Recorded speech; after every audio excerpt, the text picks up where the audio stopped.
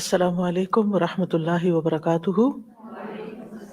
نحمده ونصلی علی رسولہ الکریم، اما بعد فاعوذ باللہ من الشیطان الرجیم، بسم اللہ الرحمن الرحیم۔ رب اشرح لی صدری ویسر لی امری واحلل عقدۃ من لسانی یفقہوا قولی۔ اور جب میرے بندے آپ سے میرے بارے میں سوال کریں تو کہہ دیجئے بے شک میں قریب ہوں، میں پکارنے والے کی پکار کا جواب دیتا ہوں جب وہ مجھے پکارے۔ تو ان کو چاہیے کہ یہ بھی میرا حکم مانیں اور مجھ پر ایمان رکھیں تاکہ ہدایت پائیں۔ سو اس سے بخشش مانگو، پھر اس کی طرف پلٹ آؤ، یقیناً میرا رب قریب ہے، قبول کرنے والا ہے۔ لا الہ الا اللہ وحدہ لا شریک لہ، لہ الملک ولہ الحمد وہو علی کل شیء قدیر۔ سبحان اللہ لا شریک لہ، لہ الملک ولہ الحمد وہو علی کل شیء قدیر۔ لا حول ولا قوة الا باللہ، سبحان اللہ وبحمدہ۔ اللہ پاک ہے، اس کا کوئی شریک نہیں، بادشاہت اسی کے لیے ہے، تمام تعریفیں اسی کے لیے ہیں، وہ ہر چیز پر پوری طرح قادر ہے۔ برائی سے بچنے کی طاقت اور نیکی کرنے کی قوت اللہ کی توفیق کے بغیر نہیں ہے۔ اللہ پاک ہے اور اسی کی تعریف ہے۔ اللہم صلی علی محمد وعلی آل محمد کما صلیت علی ابراہیم وعلی آل ابراہیم انک حمید مجید۔ اللہم بارک علی محمد وعلی آل محمد کما بارکت علی ابراہیم وعلی آل ابراہیم انک حمید مجید۔ پروگرام قریب مجیب کے سلسلے میں آج ہم نماز کے بعد کی دعاؤں کے بارے میں بات کریں گے۔ اللہ سبحانہ تعالیٰ نے ہمیں اپنا ذکر کرنے کی تاکید کی ہے۔ یا ایھا الذین آمنوا اذکروا اللہ ذکرا کثیرا وسبحوہ بکرۃ واصیلا۔ تو ہمارے لیے لازم ہے کہ ہم اس عمل کی طرف توجہ کریں ہر حال میں، چاہے نماز میں ہوں، چاہے نماز کے بعد ہوں، یا دیگر اوقات میں، جو اللہ تعالیٰ کو بے حد پسندیدہ ہے، اور وہ ہے اللہ کا ذکر۔ اور قرآن مجید کے بیشتر مقامات پر اللہ سبحانہ تعالیٰ نے اس کی تاکید کی ہے۔ ارشاد باری تعالیٰ ہے سورۃ قاف میں، فاصبر على ما يقولون وسبح بحمد ربك قبل طلوع الشمس وقبل الغروب ومن الليل فسبحه وأدبار السجود۔ پس آپ صبر کیجئے اس پر جو وہ کہتے ہیں، یعنی آپ کے مخالفین، اور سورج کے طلوع اور غروب ہونے سے قبل اپنے رب کی حمد کے ساتھ تسبیح کیجئے، اور رات کے اوقات میں اور سجدوں کے بعد بھی اس کی تسبیح کیجئے، یعنی نماز کے بعد بھی اللہ تعالیٰ کی تسبیح بیان کیجئے۔ یہاں پر جو خطاب ہے وہ نبی صلی اللہ علیہ وسلم سے ہے۔ فاصبر علی ما یقولون، یعنی آپ کے دشمن، یہ مشرکین، آپ کے خلاف جو باتیں کرتے ہیں، ان کی باتوں پر آپ صبر کیجئے۔ جو آپ کو جھٹلا رہے ہیں، جو آپ کو دھمکیاں دے رہے ہیں، جو آپ کے خلاف سازشیں کر رہے ہیں، اس کا جواب آپ صبر کے ساتھ دیجئے، اور اس کے برعکس آپ اپنا تعلق اللہ تعالیٰ سے زیادہ مضبوط کر لیجئے۔ یعنی کتنی خوبصورت تعلیم ہے ہمارے دین کی کہ جب لوگ مخالفت کریں تو بجائے اس کے کہ ان سے الجھنا شروع کر دیں اور ان کی باتوں کا جواب دینے لگیں اور خود کو ڈیفینڈ کرنا شروع کر دیں، کرنے کا کام کیا ہے کہ ہم اللہ کی طرف توجہ کریں، رغبت کریں، دعا کریں، اللہ کی تسبیح بیان کریں، اس کی حمد بیان کریں۔ اسی لیے آگے فرمایا وَسَبِّحْ بِحَمْدِ رَبِّكَ، اور اپنے رب کی حمد کے ساتھ اس کی تسبیح بیان کریں، یعنی اللہ سبحانہ تعالیٰ کو ان باتوں سے پاک قرار دیں جن کے بعد جو یہ باتیں مشرکین اللہ سبحانہ تعالیٰ سے منسوب کرتے ہیں، اور اس کے ساتھ ساتھ اللہ سبحانہ تعالیٰ کی شان بلند کریں، اس کی تعریف بیان کریں، اس کی ایسی صفات بیان کریں جو اس کے شایان شان ہیں، اور یہ نفی اور اس بات دونوں مل کر اللہ کے کمال کو ثابت کرتے ہیں۔ اور یہاں تسبیح سے مراد یا تو ظاہری تسبیح ہے یعنی اللہ تعالیٰ کی پاکی بیان کرنا، یا پھر اس سے مراد نماز ہے، یعنی جب لوگوں کی باتیں تکلیف دیں تو آپ اللہ سے نماز کے ذریعے مدد مانگیں، فَاسْتَعِينُوا بِالصَّبْرِ وَالصَّلَاةِ۔ اور پھر قبل طلوع الشمس سے مراد فجر کی نماز جو سورج طلوع ہونے سے پہلے ہوتی ہے، اور قبل الغروب سے مراد ظہر اور عصر کی نمازیں ہیں۔ وَمِنَ اللَّيْلِ فَسَبِّحْهُ، اس سے مراد رات کی نماز اور عشاء اور تہجد کی نماز، یعنی رات کی نماز سے مراد عشاء اور تہجد کی نماز ہے، اور مغرب بھی رات کا ہی ایک حصہ ہو جاتا ہے کیونکہ سورج غروب ہو چکا ہوتا ہے۔ یعنی ان تمام احوال میں اللہ تعالیٰ کی تسبیح بیان کریں، اور تسبیح سے مراد یعنی سورج کے طلوع ہونے اور غروب ہونے سے پہلے جو تسبیحات ہمیں بتائی گئی ہیں وہ پڑھیں، اور اگر اس سے مراد نماز ہے تو پھر اس سے مراد یعنی نماز میں اللہ کا ذکر، اور اس کے علاوہ وَأَدْبَارَ السُّجُودِ، اور سجدوں کے بعد بھی۔ سجدوں کے بعد ایک معنی اس کا یہ ہے کہ نماز کے بعد کی تسبیحات کا اہتمام کیا جائے۔ بہت سے لوگوں کو دیکھا گیا وہ نماز پڑھتے بس اٹھ جاتے ہیں، تسبیح نہیں کرتے، جبکہ یہاں اللہ سبحانہ تعالیٰ خاص طور پر حکم دے رہے ہیں کہ نماز کے بعد تسبیح بیٹھ کر کرنی چاہیے، یہ نماز کے بعد کا ذکر ہے۔ مجاہد ابن عباس سے روایت کرتے ہیں کہ اللہ تعالیٰ نے آپ صلی اللہ علیہ وسلم کو تمام نمازوں کے بعد تسبیح پڑھنے کا حکم دیا ہے، اور وہ اس آیت کی تشریح کر رہے تھے وہ ادبار السجود کی۔ مجاہد کہتے ہیں اس سے مراد فرض نماز کے بعد تسبیح کرنا ہے۔ تو یہ نوٹ کر لیجئے کہ ساری نماز مکمل کرنے کے بعد نہیں بلکہ فرض نماز پڑھنے کے بعد تسبیح کریں۔ دوسرا معنی اس کا کیا کیا گیا ہے کہ فرض نماز کے بعد نفل نماز بھی پڑھیں، کیونکہ صبح عربی میں نفل نماز کے لیے بھی آتا ہے، یعنی فرض نماز کے بعد نفلی نماز بھی ادا کریں۔ اور تیسرا معنی اس کا کیا گیا ہے کہ مغرب کی نماز کے بعد 2 رکعت بھی پڑھیں، یعنی ان کو بھی تسبیح کا نام دیا گیا ہے۔ اسی طرح سورۃ الطور میں اللہ تعالیٰ فرماتے ہیں واصبر لحكم ربك فإنك بأعيننا وسبح بحمد ربك حين تقوم ومن الليل فسبحه وأدبار النجوم۔ اور آپ اپنے رب کے حکم کے آنے تک صبر کیجئے، پس بے شک آپ ہماری نگاہوں کے سامنے ہیں، اور جس وقت آپ کھڑے ہوتے ہیں آپ اپنے رب کی حمد کے ساتھ تسبیح کیجئے، اور رات کو بھی اور ستاروں کے پلٹنے کے بعد بھی اس کی تسبیح کیجئے۔ یہاں بھی نبی صلی اللہ علیہ وسلم کو صبر کا حکم دیا گیا ہے کہ آپ اپنے رب کا حکم آنے تک صبر کرتے رہیں۔ فَإِنَّكَ بِأَعْيُنِنَا، آپ ہماری نگاہوں کے سامنے ہیں، آپ ہماری توجہ میں ہیں، ہماری نظروں میں ہیں، ہمارے علم میں ہیں، آپ ہماری حفاظت میں ہیں۔ یعنی عربی کے محاورے کے مطابق کوئی نگاہوں میں ہو کا مطلب یہ کہ ہم اس کی نگرانی کر رہے ہیں، حفاظت کر رہے ہیں، جس سے موسیٰ علیہ السلام کے بارے میں اللہ تعالیٰ نے فرمایا وَلِتُسْنَ عَلَىٰ عَيْنِي، تاکہ آپ کی پرورش میری آنکھوں کے سامنے کی جائے، یعنی میری حفاظت اور حراست کے ساتھ۔ اور وَسَبِّحْ بِحَمْدِ رَبِّكَ حِينَ تَقُومُ، اس کا معنی ہے کہ جب آپ مجلس سے اٹھیں تو تسبیح کریں، جب نیند سے اٹھیں تو تسبیح کریں، جب نماز کے لیے اٹھیں تو تسبیح کریں، اور نماز میں بھی تسبیح کریں۔ اور اسی طرح تسبیح کے 2 اور معنی بھی کیے گئے ہیں کہ رکوع اور سجدوں میں تسبیح کریں، اور پھر دعائے استفتاح میں تسبیح کریں، سبحانک اللہم و بحمدک، یہاں بھی تسبیح ہے۔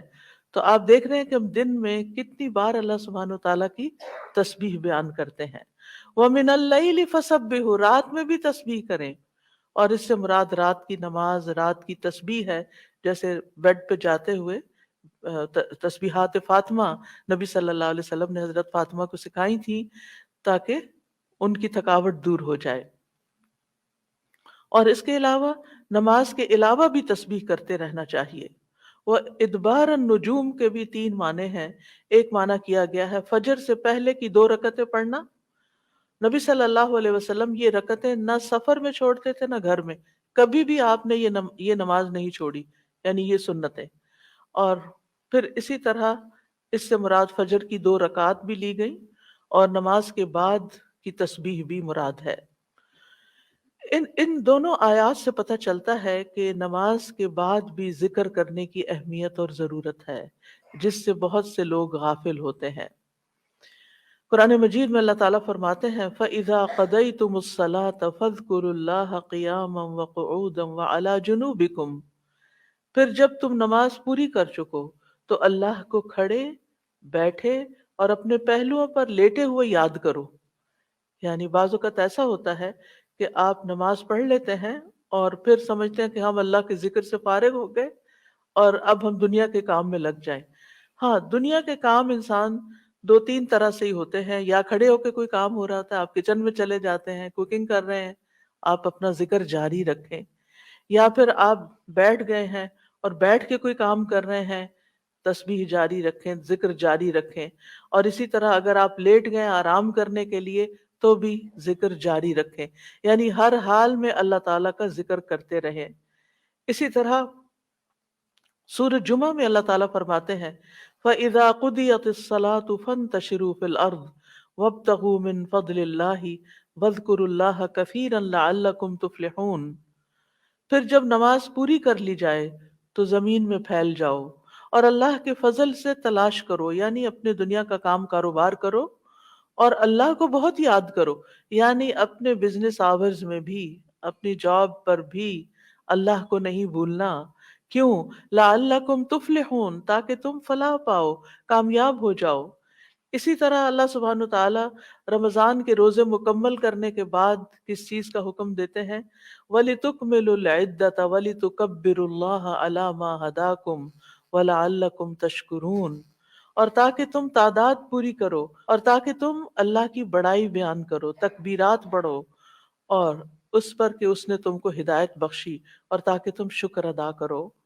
اسی طرح حج کے مناسک ادا کرنے کے بعد بھی ذکر کا حکم ہے فَإِذَا قَضَيْتُم مَّنَاسِكَكُمْ فَاذْكُرُوا اللَّهَ كَذِكْرِكُمْ آبَاءَكُمْ أَوْ أَشَدَّ ذِكْرًا، پھر جب تم اپنے حج کے مناسک پورے کر چکو تو اللہ کو یاد کرو جس طرح اپنے باپ دادا کو یاد کیا کرتے تھے، بلکہ اس سے بھی زیادہ یاد کرنا۔ یعنی باپ دادا کو یاد کرنے، ماں باپ کو یاد کرنے سے بھی زیادہ اللہ کا ذکر کیا کرو، ان اللہ سبحانہ تعالیٰ کو زیادہ یاد کیا کرو، کیونکہ انسانوں کی یاد انسانوں کو دکھی کرتی ہے، لیکن اللہ کی یاد دلوں کے اطمینان کا باعث بنتی ہے، دلوں کے اندر سکون کا باعث بنتی ہے۔ الا بذکر اللہ تطمئن القلوب، خبردار اللہ کے ذکر سے دلوں کو اطمینان نصیب ہوتا ہے۔ تو آپ نے دیکھا کہ تمام عبادات کے بعد ذکر کا حکم ہے، تسبیح کا حکم ہے، تکبیر کا حکم ہے۔ اسی طرح نماز کے بعد خاص طور پر، یعنی نماز پڑھتے ہی اٹھ نہیں جانا چاہیے، بلکہ وہاں بیٹھ کر بھی اللہ کا ذکر کرنا چاہیے، اور اس میں غفلت نہیں برتنی چاہیے اور سستی نہیں ہونی چاہیے۔ بعض لوگ سلام پھیرتے ہی سنت پڑھنے کے لیے کھڑے ہو جاتے ہیں، جیسے آج کل تراویح میں جلدی ہوتی ہے لوگوں کو، تو بس فرض نماز پڑھی، آیت الکرسی کا بھی ٹائم نہیں ملتا کہ جلدی سے سنت کا ہوتا ہے کہ اگر آیت الکرسی پڑھنے بیٹھ گئے تو سنت رہ جائے گی، امام صاحب تراویح شروع کر دیں گے۔ تو میں سوچتی ہوں کہ جب گھر سے نکل ہی آئے اللہ کی یاد کے لیے تو کم از کم مسنون مستحب طریقے سے ہی ہم ساری عبادات کریں، تاکہ وہ دل کو پھر اطمینان بھی نصیب ہو۔ بہرحال فوراً ایک نماز کے بعد فوراً اگلی نہیں شروع کر دینی چاہیے، اس کے بیچ کے وقفے میں اللہ کا ذکر کرنا چاہیے۔ نبی صلی اللہ علیہ وسلم فجر کی نماز کے بعد طلوع آفتاب تک نماز کی جگہ بیٹھے رہتے تھے، یعنی فجر پڑھنے، اور فجر ارلی شروع کرتے تھے، اندھیرے میں شروع کرتے تھے، اور فجر پڑھنے کے بعد بیٹھے رہتے اور ذکر کرتے رہتے۔ سماک بن حرب کہتے ہیں میں نے جابر بن سمرہ سے عرض کیا کیا آپ رسول اللہ صلی اللہ علیہ وسلم کے پاس بیٹھے تھے؟ انہوں نے فرمایا کہ ہاں بہت زیادہ، میں بہت بیٹھتا رہا ہوں آپ کے پاس۔ آپ اپنی نماز کی جگہ سے کھڑے نہیں ہوتے تھے جس جگہ صبح کی نماز پڑھتے تھے جب تک کہ سورج نہ نکل آتا، پھر جب سورج نکل آتا تو آپ کھڑے ہو جاتے۔ اسی طرح ایک اور روایت میں آتا ہے نبی صلی اللہ علیہ وسلم جب فجر کی نماز پڑھتے تھے تو اپنی جگہ بیٹھے رہتے یہاں تک کہ سورج خوب اچھی طرح طلوع ہو جاتا، تو پھر اس وقت کیا کرتے تھے؟ پھر اشراق کے نوافل۔ تو اس سے آپ اندازہ لگائیں، کیا ہم میں سے کوئی یہ کہہ سکتا ہے کہ میں رسول اللہ صلی اللہ علیہ وسلم سے زیادہ مصروف انسان ہوں، میں زیادہ بزی ہوں، میرے بہت کام ہیں، میرے پاس بیٹھنے کا وقت نہیں ہے؟ نہیں، یہ صرف نفس کا دھوکہ ہوتا ہے۔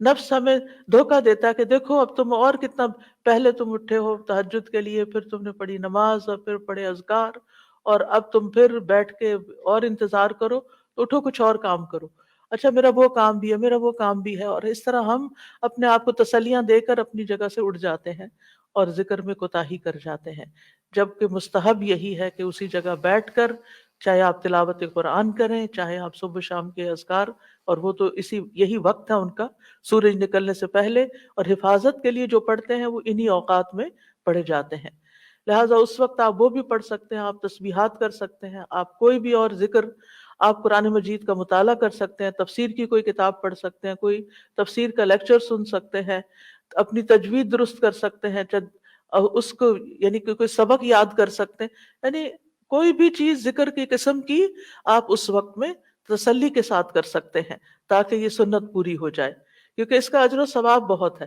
جو شخص اسی جگہ بیٹھا رہے اور پھر نفل پڑھ کے اشراق کے اٹھے تو اس کو حج عمرے کا ثواب ملتا ہے۔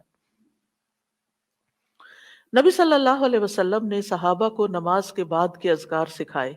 ابن تیمیہ رحمہ اللہ کہتے ہیں کہ نبی صلی اللہ علیہ وسلم جب لوگوں کو نماز پڑھاتے تھے تو آپ سلام پھیرنے کے بعد دعا نہیں کرتے تھے، اور نہ صحابہ ایسا کرتے تھے، نہ صبح کی نماز میں، نہ عصر کی نماز میں، نہ دیگر نمازوں میں، بلکہ آپ سے ثابت ہے کہ آپ اپنا چہرہ اصحاب کی طرف کر لیتے، یعنی پلٹ کے واپس بیٹھ جاتے، اللہ کا ذکر کرتے اور ان کو سکھاتے تھے، یعنی ذکر کرتے تھے، یعنی اذکار اور دعا میں تھوڑا سا فرق ہے۔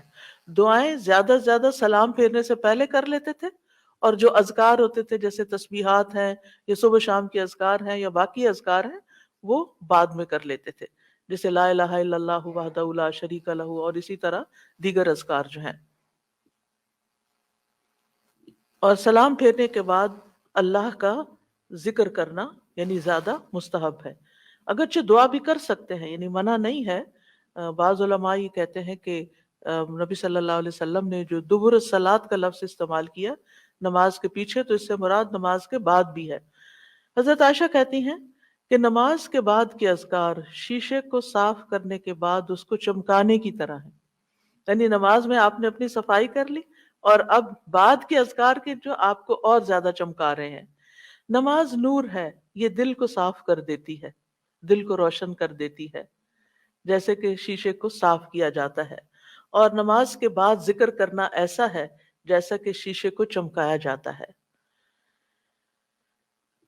فرشتے بھی دعائیں کرتے ہیں۔ رسول اللہ صلی اللہ علیہ وسلم نے فرمایا جب تک تم اپنے مصلے پر جہاں تم نے نماز پڑھی تھی بیٹھے رہو اور ریاح خارج نہ کرو، گیس پاس نہ کرو، تو فرشتے تم پر برابر درود بھیجتے رہتے ہیں۔ یعنی اگر کوئی شخص فجر کی نماز پڑھ کے اپنے وضو کی حالت میں سورج نکلنے تک بیٹھا رہتا ہے تو آپ اپنے لیے بھی ذکر کر رہے ہیں اور فرشتے بھی آپ کے لیے دعائیں کر رہے ہیں۔ کیا دعا کرتے ہیں؟ اللہم اغفر لہ، اللہم ارحمہ، اے اللہ اس کی مغفرت فرما، اے اللہ اس پر رحم فرما۔ اور یہ اس وقت تک ہوتا رہتا ہے جب تک وہ وضو توڑ کر فرشتوں کو تکلیف نہ پہنچائے، یعنی جب گیس پاس ہوتی ہے اور اس کی اسمیل سے پھر فرشتوں کو تکلیف ہوتی ہے تو فرشتے جو ہیں وہ प्याज की स्मेल और लहसुन की और जिस्म से निकलने वाले, अगर पसीना बहुत आ रहा है और कपड़े नहीं आप तब्दील करते, रात के कपड़ों में ही उठ के नमाज शुरू कर देते हैं और वो स्मेली कपड़े होते हैं, तो इससे फरिश्ते आपसे दूर रहते हैं। और इसी तरह अगर यानी खुराक में कोई ऐसी चीज़ है कि आपकी गैस में बहुत स्मेल है, तो ये चीज़ भी फरिश्तों को तकलीफ देती है अगर आप मुसल्ले पर बैठे हैं या आप जिक्र की हालत में हैं। फिर इस वक्त जिक्र करना जो है, औलाद इस्माइल से गुलाम आज़ाद करने से अफजल अमल है, ख़ासतौर पर अगर हम ला इलाहा इल्लल्लाहु वहदहु ला शरीक लहू वाली तस्वीर पढ़ते हैं। अबू उमामा से मरवी है, रसूल अल्लाह सल्लल्लाहु अलैहि वसल्लम ने फरमाया, सूरज तुलू होने तक मैं बैठकर अल्लाह ताला का जिक्र करूं, उसकी बड़ाई, उसकी हम्द व तस्बीह और तहलील करूं, ये मुझे औलाद इस्माइल में से दो गुलाम आज़ाद करने से ज्यादा महबूब है। यानी उस वक्त का जिक्र ऐसा है जैसे आपने इतना बड़ा सदका भी कर दिया। इसी तरह असर के बाद सूरज गुरूब होने तक जिक्र करना मुझे औलाद इस्माइल में से चार गुलाम आजाद करने से ज्यादा महबूब है। यानी असर पढ़कर भी आप मगरिब तक जिक्र कर सकते हैं। अगर आम दिनों में नहीं तो आप जुमे के दिन तो कर ही सकते हैं, क्योंकि उस दिन दुआएं कबूल होती हैं। लेकिन उमूमन हम अपनी गफलत और सुस्ती की वजह से कोई और काम शुरू कर देते हैं और हम इन कीमती औकात की कदर नहीं करते, हमारी प्रायोरिटीज नहीं होती। यानी इंसान को जब पता चलता है कि ये बिजनेस का पीक आवर है, तो वो क्या करता है, उस वक्त कहीं और सैर को चला जाता है? नहीं, उस वक्त वो सारे काम छोड़कर उस काम की तरफ मुतवज्जह हो जाता है जो उसको सबसे ज्यादा फायदा देने वाला है। तो इसी तरह बाज सलफ सालिहीन कहते हैं कि हमने जुमे के दिन असर के बाद मगरिब तक जो दुआ की हमारी कबूल हुई। यानी ये कबूलियत दुआ का खास वक्त होता है। जैसे सुबह का वक्त बुकरतन नमाज फजर से लेकर सूरज निकलने तक का है, बड़ा ही कीमती वक्त है जिक्र अज़कार के लिए। इसी तरह असर की नमाज से लेकर मगरिब तक का वक्त भी बड़ा ही कीमती है। तो इसमें आप देखिए, खुसूसन आजकल आप रोजे से हैं, रोजादार की भी दुआ कबूल होती है। और इसमें भी उम्मत के नेक लोगों का तरीका यही रहा है कि वो रोजा खुलने से पहले सारे काम छोड़ देते थे और जिक्र अज़कार में मसरूफ हो जाते थे, दुआएं करने में मसरूफ हो जाते थे। तो आप भी अपने लिए कुछ प्लान इस तरह करें कि जुमे का दिन और हम कम अज कम रमजान का महीना असर का वक्त जो है उससे पहले पहले अपने काम खत्म करके मुसल्ले पे बैठे या कुर्सी पे बैठे या लेटना चाहते तो लेट जाएं। लेकिन अल्लाह से, क्योंकि पहली आयत यही बताई गई थी ना कि आप खड़े या बैठे या लेटे हर हाल में अल्लाह का जिक्र कर सकते हैं। अल्लज़ीना यज़कुरून अल्लाह क़ियामन व क़ुऊदन व अला जुनूबिहिम, वो जो अल्लाह का जिक्र करते हैं खड़े, बैठे और लेटे, जिस भी पोजीशन में आप करना चाहें आप जिक्र कर सकते हैं। और उसमें तस्बीह कीजिए, हम्द व सना कीजिए अल्लाह ताला की, और अब दुआएं मांगिए। और अल्हम्दुलिल्लाह हमारे पास किताबों की शक्ल में दुआओं का इतना प्यारा ज़ख़ीरा है, जो मसनून ऑथेंटिक दुआएं कुरान और सुन्नत से हमने जमा की हैं।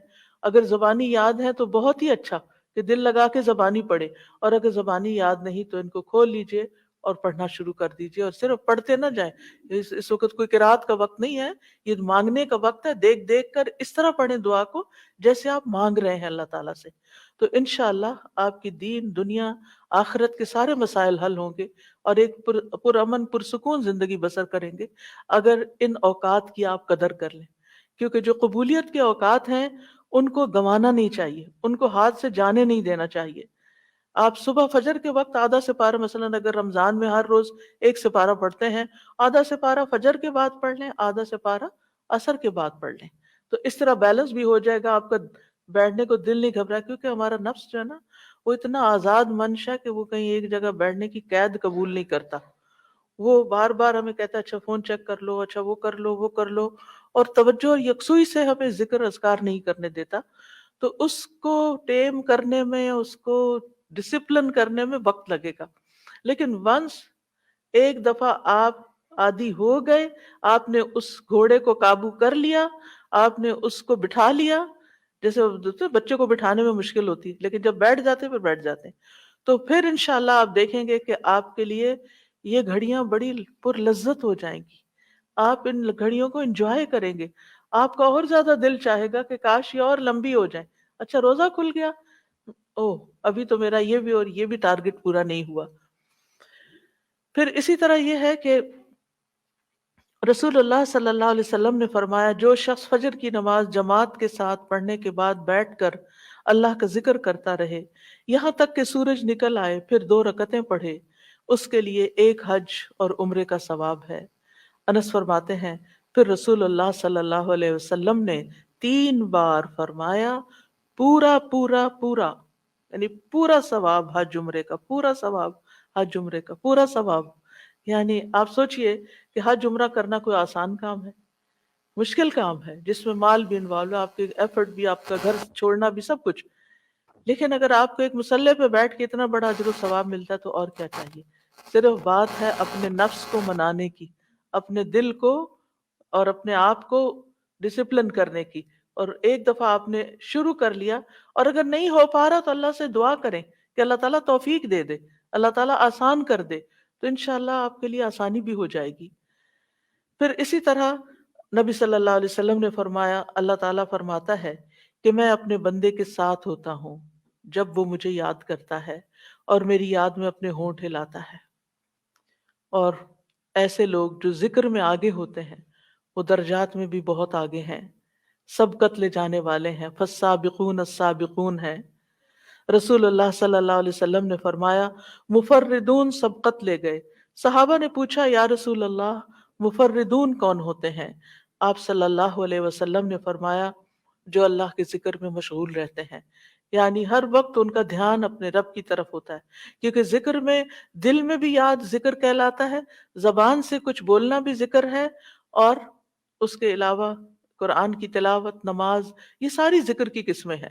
یعنی کچھ فارمل ہے، کچھ انفارمل ہے، کچھ خبر ہے یعنی جیسے تسبیحات وغیرہ ہوتی، کچھ میں دعا ہوتی ہے، طلب ہوتی ہے، اللہ تعالیٰ سے اپنی حاجت مانگتے ہیں. یہ ساری ساری چیزیں ذکر میں شمار ہوتی ہیں. اب آ جاتے ہیں ہم نماز کے بعد کے اذکار کے متعلق، اور یہ اذکار بھی آپ کو اس کتاب میں ملیں گے، نماز کے اذکار، یعنی نماز کے اندر کے ذکر بھی اور نماز کے بعد کے بھی. نماز کا سلام پھیرتے ہی نماز ختم ہو جاتی ہے، اس کے بعد سب سے پہلے کہنا چاہیے اللہ اکبر ایک بار، اور تھوڑا سا بلند آواز سے، جس سے پتہ چلے کہ نماز پڑھ لی ہے. اللہ اکبر. ابن عباس کہتے ہیں میں نبی صلی اللہ علیہ وسلم کی نماز کے مکمل ہونے کو تکبیر کی وجہ سے سمجھ جاتا تھا. یعنی مثلا کوئی نفل پڑھ رہا ہے تو آپ کو نہیں پتہ چلتا کہ پڑھ چکا یا نہیں، لیکن اگر اس نے بلند آواز سے کہہ دیا اللہ اکبر تو پتہ چل گیا کہ ہاں اس کی نماز مکمل ہو گئی ہے. اور اللہ اکبر کہنا، کیوں اللہ اکبر کہیں کہ اللہ ہر چیز سے بڑا؟ آپ دیکھیں ہم نے نماز کا آغاز کس سے کیا تھا؟ اللہ اکبر سے کیا تھا، اور نماز میں کئی بار ہم نے اللہ اکبر کہا، اور اب نماز کے اختتام پر بھی اللہ اکبر، رمضان کے اختتام پر بھی اللہ اکبر، یعنی اللہ کی تکبیر بیان کرنا. اللہ سبحانہ وتعالیٰ قرآن مجید میں فرماتے ہیں اتل ما اوحی الیک من الکتاب واقم الصلاۃ ان الصلاۃ تنہی عن الفحشاء والمنکر ولذکر اللہ اکبر واللہ یعلم ما تصنعون. کتاب میں سے جو آپ کی طرف وحی کیا گیا ہے اس کی تلاوت کیجئے اور نماز قائم کیجئے، بے شک نماز بے حیائی اور برائی سے روکتی ہے، اور یقیناً اللہ کا ذکر تو سب سے بڑی چیز ہے، اور اللہ کو معلوم ہے جو کچھ تم کرتے ہو. تو اللہ کا ذکر سب سے بڑی چیز، اور اس ذکر میں اللہ کو سب سے بڑا قرار دینا سب سے بڑی چیز. اور نبی صلی اللہ علیہ وسلم اور پھر صحابہ کا طریقہ بھی یہی تھا کہ آپ فرض نمازوں کے بعد ذکر کرتے اور آوازیں بلند کرتے، یعنی نماز کے بعد کا ذکر جو ہے اس میں آواز اونچی ہوتی ہے. ابن عباس اس بات سے معلوم کر لیتے کہ لوگوں نے سلام پھیر لیا ہے کیونکہ وہ ان کے ذکر کی آواز سنتے تھے. یعنی مطلب یہ ہے کہ نماز کے بعد اللہ اکبر بھی اونچی آواز میں، استغفر اللہ استغفر اللہ استغفر اللہ یہ بھی ذرا اونچی آواز میں. یعنی ایک ہوتا ہے سری ذکر، یعنی دل ہی دل میں پکارنا، اور ایک ہوتا ہے جاہری، جس میں یہ ذکر جو نماز کے بعد ہوتا ہے اس کو تھوڑا اونچی آواز میں کرنا چاہیے. اور جس طرح وطر ختم ہونے کے بعد سبحان الملک القدوس، سبحان الملک القدوس، سبحان الملک القدوس ذرا اونچی آواز میں کہنا چاہیے۔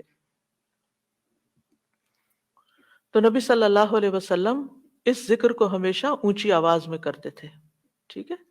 یعنی آپ کی اقتداء، آپ کی پیروی ہر معاملے میں یہ عبادت کے درجات کو بڑھا دیتی ہے۔ اور اس میں ہم یہ بھی دیکھتے ہیں کہ صحابہ کرام جو تھے وہ نبی صلی اللہ علیہ وسلم کی صرف سنت کو نہیں، سیرت کو بھی آگے بیان کرتے تھے کہ آپ نے کوئی کام کیا اور کس طریقے سے کیا، مثلا ذکر کیا اور کس طرح کیا، بلند آواز سے کیا یا آہستہ آواز سے کیا، بیٹھ کر کیا یا کھڑے ہو کر کیا۔ اور پھر آپ دیکھیے کہ نماز کے بعد اذکار جو ہیں وہ زیادہ پسندیدہ ہیں، یعنی دعاؤں کی نسبت زیادہ اذکار، ٹھیک ہے؟ اور پھر اسی طرح آپ دیکھیے کہ دوسرا ذکر جو آپ کریں گے وہ ہے استغفر اللہ 3 بار، استغفر اللہ، استغفر اللہ۔ صوبان کہتے ہیں رسول اللہ صلی اللہ علیہ وسلم جب اپنی نماز سے فارغ ہوتے تھے تو 3 مرتبہ استغفار فرماتے تھے، 3 بار استغفار کرتے۔ ولید کہتے ہیں میں نے اوزائی سے پوچھا آپ استغفار کس طرح فرمایا کرتے تھے؟ تو انہوں نے کہا آپ فرماتے تھے استغفر اللہ، استغفر اللہ۔ اب نماز پڑھ لی ہے، استغفر اللہ کیوں؟ اس لیے کہ ہم تو نماز کا حق بھی ادا نہیں کرتے، ہمارا دھیان کہاں سے کہاں چلا جاتا ہے، ہم کئی دفعہ بھول جاتے ہیں، ہمیں سجدہ سہو کرنا تک یاد نہیں رہتا، ہمیں کچھ پتہ نہیں ہوتا ہم نے کون سی صورت پڑھی، کیا تلاوت کی، ہو سکتا ہے تلاوت میں کوئی غلطی کر دیں، ہو سکتا ہے کہ تسبیح کی جگہ کچھ اور پڑھ دیں بھول چوک کے۔ تو ہم نماز کے اندر بھی بہت کچھ غلط کرتے رہتے ہیں جانے انجانے۔ اور خاص طور پر جن لوگوں نے اپنی نماز کے پروننسیشن کی اصلاح نہیں کی وہ تو کچھ سے کچھ پڑھتے رہتے ہیں بعض اوقات، یعنی پروننسیشن صحیح نہ ہونا جو ہے وہ الفاظ کے مطلب کو ہی بدل دیتا ہے۔ اس لیے پہلی پرائرٹی میں کوئی ایسا ٹیچر ڈھونڈیے کہ جو آپ کی نماز سن کے اس کا پروننسیشن آپ کو ٹھیک کر دے۔ بہرحال نماز کے بعد استغفر اللہ، استغفر اللہ۔ اور ایک اور چیز، نماز پڑھنے کے بعد انسان کو ایک فیلنگ ہوتی ہے کہ میں نے کچھ کیا ہے، لیکن جب انسان استغفر اللہ کہتا ہے تو اس میں عاجزی کا اظہار ہوتا ہے کہ اللہ تیرا حق ادا نہیں کیا، مجھے ابھی بھی گناہوں کی بخشش کی ضرورت ہے۔ اور آپ دیکھیے کہ یہ الفاظ نبی صلی اللہ علیہ وسلم ادا کرتے تھے جن کے اگلے پچھلے سارے گناہ معاف کر دیے گئے تھے۔ تو یہ جو شخص نماز کے بعد استغفار پڑھتا ہے وہ اپنی نمازوں پر کبھی فخر، غرور، تکبر نہیں کر سکتا کہ میں بڑا نمازی ہوں، میں بڑا پرہیزگار ہوں، میں بڑا عبادت گزار ہوں۔ نہیں، وہ یہ دیکھے گا کہ میں نے حق ادا نہیں کیا، میرے سے جو کمی کوتاہی ہوئی ہے اللہ تعالیٰ اس کو معاف کر دے، جو چیز مکمل طور پر ادا کرنی چاہیے تھی اس کو اس میں اس طرح نہیں ادا کیا، کچھ نہ کچھ کوتاہی واقع ہو گئی، تو اس بخشش کے طلب کرنے سے اللہ تعالیٰ کوتاہی سے درگزر فرما دے گا انشاءاللہ۔ اور ویسے بھی استغفار کرنے سے نقص یا کمی کوتاہی جو ہے اس کا ازالہ ہوتا ہے ہماری عام روزمرہ زندگی میں بھی۔ تیسرا ذکر، اب آپ دیکھ رہے ہیں یہ ذکر ہے، اللہ اکبر بھی ذکر ہے، استغفر اللہ بھی ذکر ہے، اور تیسرا یہ بھی ذکر ہے اللہم انت السلام ومنک السلام تبارکت ذی الجلال والاکرام۔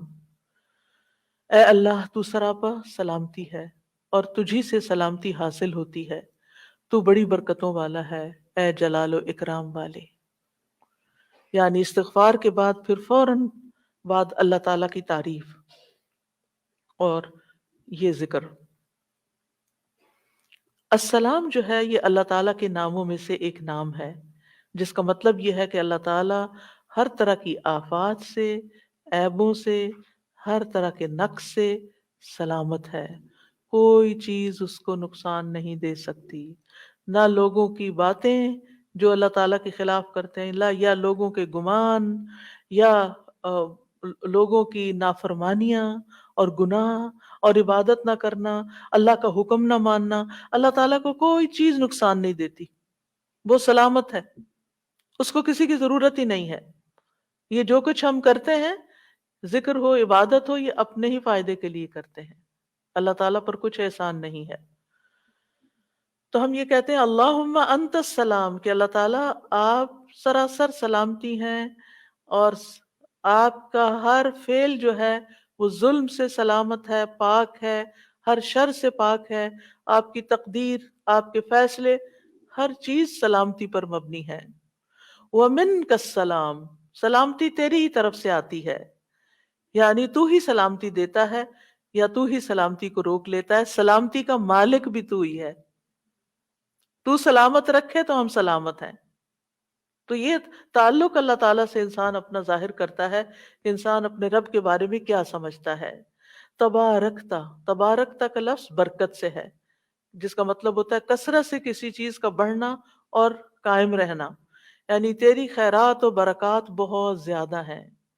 ذل جلال والاکرام، اے عزت اور جلال والے، جلال کا مطلب ہے عظمت، بڑائی، اور اکرام کا مطلب ہے احسان، یعنی تو اپنے بندوں کو عزت و اکرام دیتا ہے، اپنے رسولوں کو، اپنے انبیاء کو اور اپنے صالح بندوں کو تو ہی عزت اور اکرام اور برکتیں عطا کرتا ہے، ساری نعمتیں تیری ہی طرف سے ہیں۔ اور یہ کتنا خوبصورت ذکر ہے جو ہم ہر نماز کے بعد کرتے ہیں، یا جو نہیں کر رہے انہیں لازماً کرنا چاہیے، کہ اللہ سبحانہ تعالیٰ سے ہم اچھا اپنے اچھے گمان کا اظہار کرتے ہیں، اور ایک طرف سے انڈائریکٹلی سلامتی اور برکت طلب بھی کرتے ہیں۔ اب دیکھیے، عموماً ہم جب کسی چیز کے اندر فائدہ دیکھتے ہیں تو ہم خیر اس سے وابستہ کر لیتے ہیں، یہ ہے تو کام ہوگا، یہ نہیں تو کام ہی نہیں ہوگا۔ مثلاً آپ کوئی قلم خریدتے ہیں اور اس سے لکھنا شروع کرتے ہیں اور آپ کو اچھا لگتا ہے، تو یا آپ کو اس سے جو لکھنا چاہتے تھے آرٹیکل یا کوئی چیز یا نوٹس اپنے تو بڑے اچھے لکھ پاتے ہیں، تو آپ کہنے لگتے ہیں یہ قلم بڑا مبارک ہے۔ ٹھیک ہے بھئی، قلم اچھا ہے، فائدہ دے رہا ہے آپ کو، لیکن اصل تو اللہ نے آپ کے لیے یہ وسیلہ بنایا کہ اس نے آپ تک یہ پہنچایا۔ تو اصل برکت اور خیر اور سلامتی کا منبع اللہ رب العزت کی ذات ہے۔ چیزوں کے ساتھ مت چمٹ جائیے اور ان پر اتنے ڈیپینڈنٹ نہ ہو جائیں کہ اللہ کو بھول جائیں اور اللہ تعالیٰ کی نعمت اور اللہ تعالیٰ کا احسان یاد نہ کریں۔ تو اس لیے ہر نماز کے بعد ہم اس بات کا اقرار کرتے ہیں کہ ساری برکتیں تیری ذات سے ہیں یا رب، ساری سلامتی تیری طرف سے ہے یا رب، عزت اور اکرام تیری ہی طرف سے ہے یا رب، تو ہی جس کو چاہے اس پر احسان فرماتا ہے، لہٰذا ہم یہ سب کچھ تجھ سے ہی طلب کرتے ہیں۔ پھر آپ دیکھیے چوتھا ذکر ہے لا الہ الا اللہ وحدہ لا شریک لہ، لہ الملک ولہ الحمد وہو علی کل شیء قدیر۔ یہ بھی آپ 3 بار پڑھ سکتے ہیں، یہ بھی ذکر ہے، یعنی 3 مرتبہ اللہ تعالیٰ کی توحید کا اقرار۔ مغیرہ بن شعبہ جو وحی کے کاتب تھے، ان سے مروی ہے کہ معاویہ رضی اللہ عنہ نے مغیرہ کو لکھا کہ کوئی حدیث جو آپ نے رسول اللہ صلی اللہ علیہ وسلم سے سنی ہو وہ مجھے لکھ کر بھیجیں۔ راوی کہتے ہیں کہ مغیرہ رضی اللہ عنہ نے انہیں لکھا کہ میں نے آپ صلی اللہ علیہ وسلم سے سنا ہے آپ اپنی نماز سے فارغ ہونے کے بعد 3 مرتبہ یہ پڑھا کرتے تھے لا الہ الا اللہ وحدہ لا شریک لہ، لہ الملک ولہ الحمد وہو علی کل شیء قدیر۔ سب سے پہلے توحید کا اقرار کہ اللہ ایک ہے، وہی الہ ہے، وہی خالق ہے، مالک ہے، رب ہے، معبود ہے۔ پھر اس بات کا انکار کہ کوئی اس کا شریک ہو، لا شریک لہ، اور پھر لہ الملک، بادشاہت بھی اسی کی ہے، معبود بھی وہی ہے، بادشاہ بھی وہی ہے، اور ایسا بادشاہ ہے وَلَهُ الْحَمْدُ کہ اس کی تعریف ہے۔ دنیا کے بادشاہوں کا حشر ہوتا دیکھا ہے آپ نے کیا ہوتا ہے، ان کے ساتھ کیا کیا جاتا ہے، لیکن اللہ سبحانہ تعالیٰ کی بادشاہت پر کوئی آنچ نہیں آتی، کوئی اس کو ہلا نہیں سکتا، کوئی اس کو نقصان نہیں دے سکتا، کوئی اس پر باتیں نہیں بنا سکتا، کوئی اس کا نقص نہیں نکال سکتا کہ اللہ تعالیٰ نے آسمان میں یہ کیا چیز بنا دی ہے، وہ زمین میں کیا بنا دی، نہیں، وَلَهُ الْحَمْدُ، اسی کی ہے تعریف۔ یعنی ایسا بادشاہ کہ جو قابل تعریف ہے، اور ایسا بادشاہ کہ وَهُوَ عَلَى كُلِّ شَيْءٍ قدیر۔ دنیا کے بادشاہ انتہائی بے بس، لاچار ہوتے ہیں، ان کے ہاتھ میں کچھ نہیں ہوتا، وہ انسانوں کے محتاج ہوتے ہیں، انسانوں کی خدمت کے، انسانوں کی مدد کے، انسانوں کے مال کے محتاج ہوتے ہیں۔ یہ بادشاہت کیا بادشاہت ہے جس کی ساری ڈپینڈنسی لوگوں کے اوپر ہے؟ تو اصل بادشاہت تو اللہ کی ہے کہ جو ہر چیز پر پوری قدرت رکھتا ہے۔ تو آپ اس احساس کے ساتھ اگر اللہ تعالیٰ سے یہ اللہ تعالیٰ کا یہ ذکر کرتے ہیں تو آپ کا دل ایک سکون سے بھر جائے گا، ایک خوشی سے بھر جائے گا کہ میں ایسی ہستی کو جانتی ہوں، ایسی ذات کو جانتی ہوں کہ جو اتنی خوبیوں کی مالک ہے۔ کیونکہ یہ انسان کی فطرت میں ہے، انسان کی نفسیات میں ہے کہ وہ کسی چیز کی تعریف کر کے خوش ہوتا ہے، اور عام طور پر ہم صرف سامنے نظر آنے والی چیزوں کی تعریف کر کر کے خوش ہوتے رہتے ہیں۔ ہاں، وہ تھوڑے دن کے بعد وہ بھی خراب ہو جاتی ہیں، وہ تعریف بھی ساتھ ہی چلی جاتی ہے۔ انسان ہے تو مر جاتے ہیں، ان کے اعمال ہے تو ختم ہو جاتے ہیں، اور کبھی وہ اچھے ہوتے ہیں اور پھر پلٹ بھی جاتے ہیں۔ وہ کہاں گئی تعریفیں؟ جوان ہے تو بڑھاپے میں ساری تعریفیں چلی گئیں، مالدار تھے تو غریب ہوئے تو ساری تعریفیں چلی گئیں۔ اسی طرح علم ہے اور جنون لاحق ہو گیا تو ساری تعریفیں چلی گئیں، سب کچھ الٹ گیا۔ اور دنیا کے یہ سارے نظارے آپ نے دیکھے ہوں گے کہ جب ہر نعمت لوگوں پر الٹ جاتی، اسی لیے ہم دعا کرتے ہیں نا کہ اللہم انی اعوذ بک من زوال نعمتک، کہ اللہ نعمتوں کے زوال سے بچانا۔ یہ انتہائی تکلیف دہ چیز ہے، لیکن یہ ایک دنیا کا قانون ہے، یہ سب کچھ ہوتا ہے اور ہماری آنکھیں دیکھتی ہیں، اور یہ لیکن اللہ سبحانہ وتعالی ان سب چیزوں سے پاک ہے، اس کو کوئی زوال نہیں، اور اس کا کوئی کچھ بگاڑ نہیں سکتا، اور وہ ہر چیز پر پوری طرح قادر ہے، جو چاہے کر سکتا ہے، اور تعریف اسی کے لیے ہے۔ پانچواں ذکر، لا الہ الا اللہ وحدہ لا شریک لہ، لہ الملک ولہ الحمد وہو علی کل شیء قدیر، اللہم لا مانع لما اعطیت ولا معطی لما منعت ولا ينفع ذا الجد منک الجد۔ اللہ کے سوا کوئی الہ نہیں، وہ اکیلا ہے، اس کا کوئی شریک نہیں، بادشاہت اسی کی ہے اور تمام تعریف اسی کے لیے ہے، اور وہ ہر چیز پر پوری طرح قدرت رکھنے والا ہے۔ اے اللہ، جو کچھ تو نے دیا ہے اسے کوئی روکنے والا نہیں، اور جو کچھ تو نے روک دیا اسے کوئی دینے والا نہیں، اور کسی مالدار کو تیری بارگاہ میں اس کا مال نفع نہیں پہنچا سکتا۔ ابتدا میں تو وہی اللہ کی توحید بیان ہوئی، اس کی بادشاہت اور اس کی حمد کا ذکر ہے اور اس کی قدرت کا ذکر ہے، اور اس کے بعد کہ جو اللہ نے دیا، جو وہ دینا چاہتا ہے اسے کوئی روک نہیں سکتا۔ یہاں بھی آپ دیکھیں، مانگ کچھ نہیں رہی، یہ ذکر ہے، یہ دعا نہیں، یہ کیا ہے؟ ذکر ہے، اور جو کچھ تو نے روک دیا کوئی دے ہی نہیں سکتا، اور سارے ہی مالدار فقیر ہیں، اور خاص طور پر تیرے سامنے فقیر ہیں۔ یا ایھا الناس انتم الفقراء الی اللہ واللہ هو الغنی الحمید، اے لوگو تم سب اللہ کے فقیر ہو، اللہ کے محتاج ہو، اور اللہ ہی غنی، مالدار، اور وہی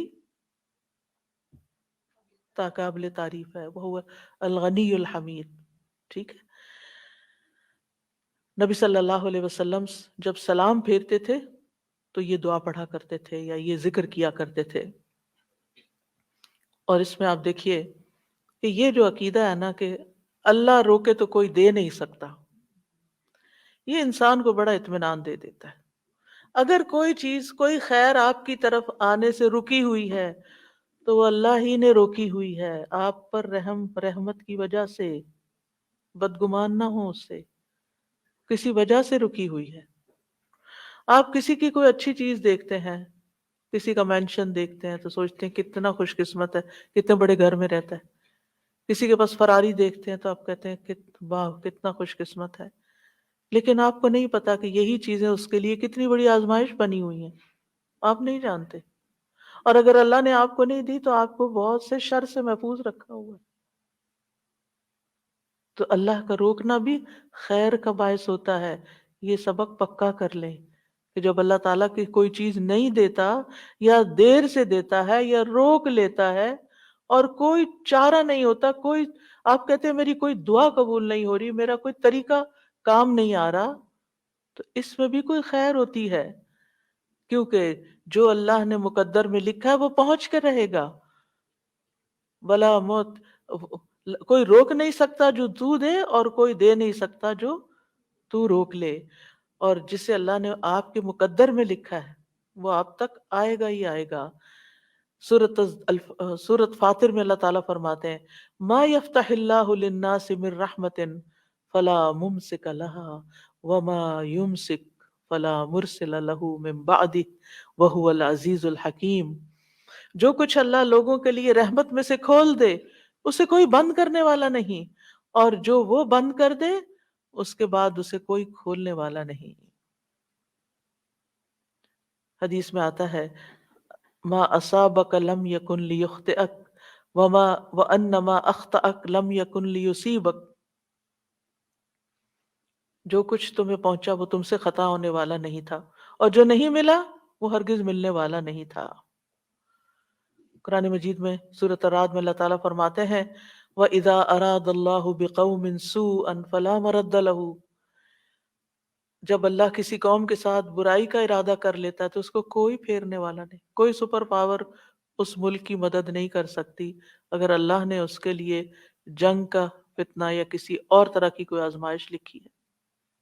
یہ اللہ کے فیصلے ہوتے ہیں، یا اللہ نے کسی قوم کو تباہ کرنے کا فیصلہ کر لیا ہو تو کوئی اس کو روک نہیں سکتا.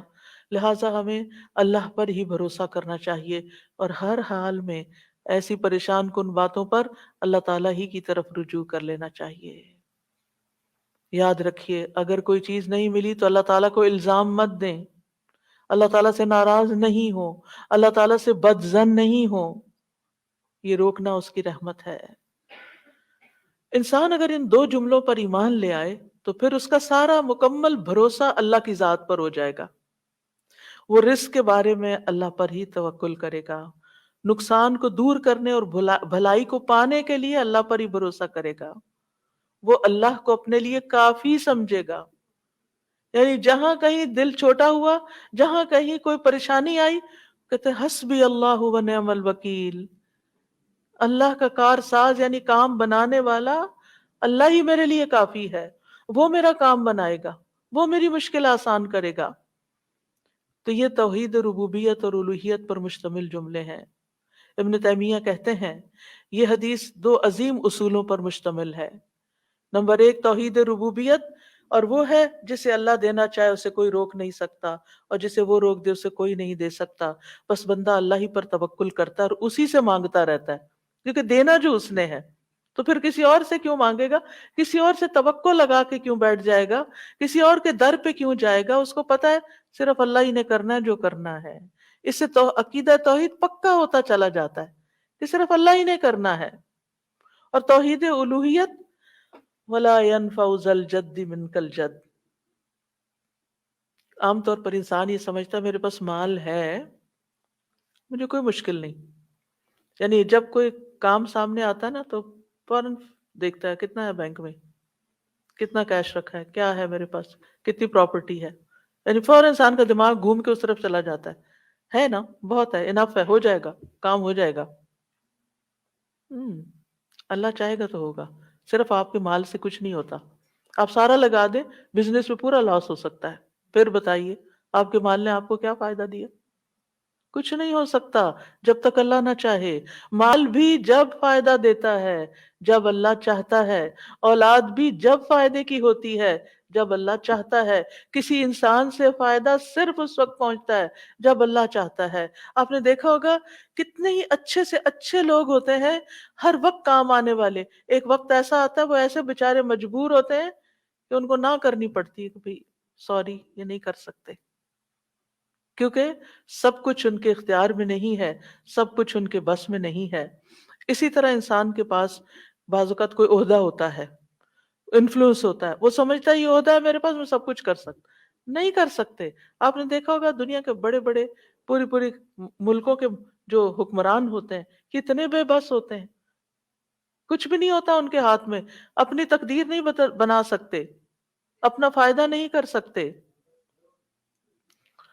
اور پھر آپ دیکھیے کہ اللہ سبحانہ وتعالیٰ دنیا اسے بھی دیتا ہے جس سے وہ محبت کرتا ہے، اور اسے بھی دیتا ہے جس سے وہ محبت نہیں کرتا. لیکن یاد رکھیے ایمان اس کو دیتا ہے، دین کی سمجھ اس کو دیتا ہے جس سے وہ محبت کرتا ہے. وَمَن يُرِدِ اللَّهُ بِهِ خَيْرًا يُفَقِّهُ فِي الدِّينِ.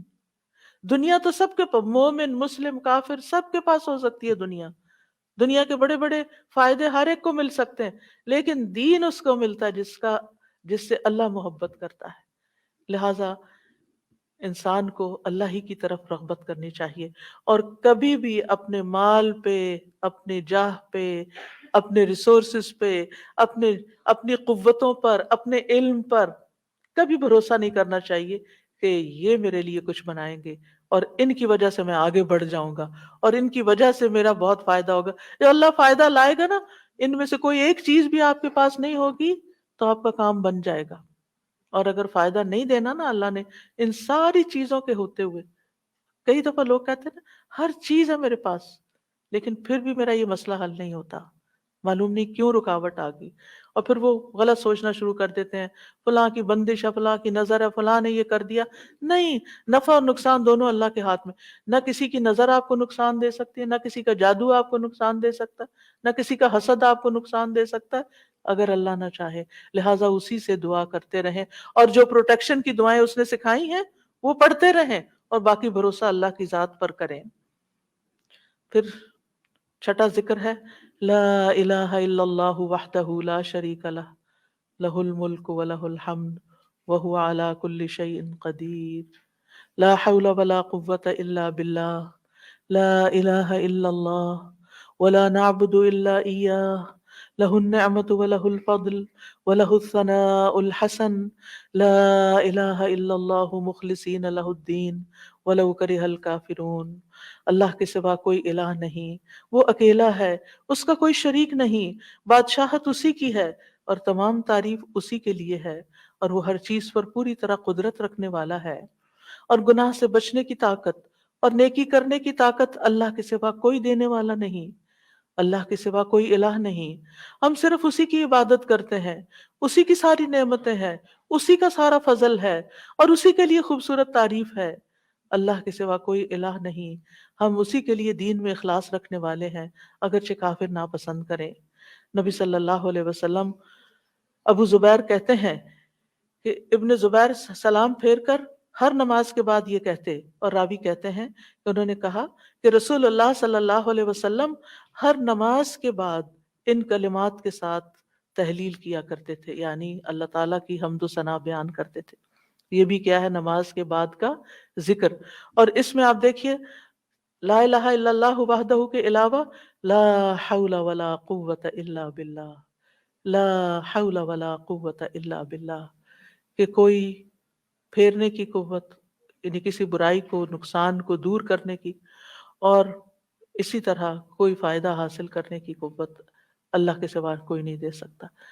کسی گناہ سے دور ہونے اور کسی نیکی کے کرنے کی ہمت طاقت اللہ ہی کے پاس ہے.